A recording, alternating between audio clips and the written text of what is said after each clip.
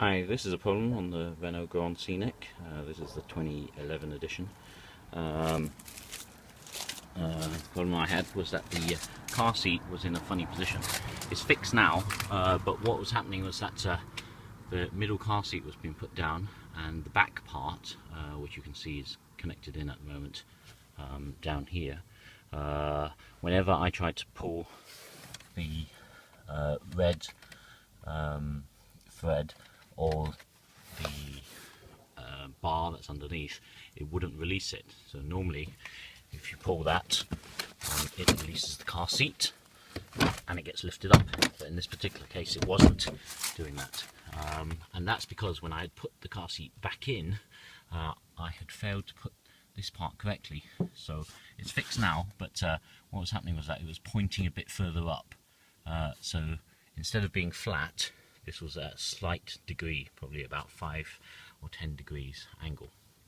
And the problem is actually because the way this works here is that when it was at a 5-10 degree angle, there's little ball bearings in here, and those weren't all fully out. I'll show you on this seat, which has been pulled out, because when it is locked in place, that's what happens, and you notice that there's these little ball bearings.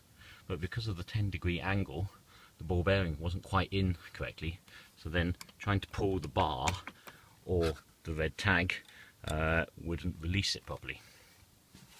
So the way to fix this without going to the garage is that we had to remove the front plate so that the seat would go down to the correct angle, and therefore all the ball bearings would seat correctly, and then when you pull the red tag it comes out. So in order to do that, I'll show you on this seat here, and on this seat you'll see that there's a couple of bolts here.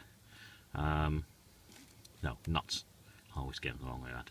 These are the nuts here. So you have to use a 13mm spanner to release these two nuts here, and also on the two sides here.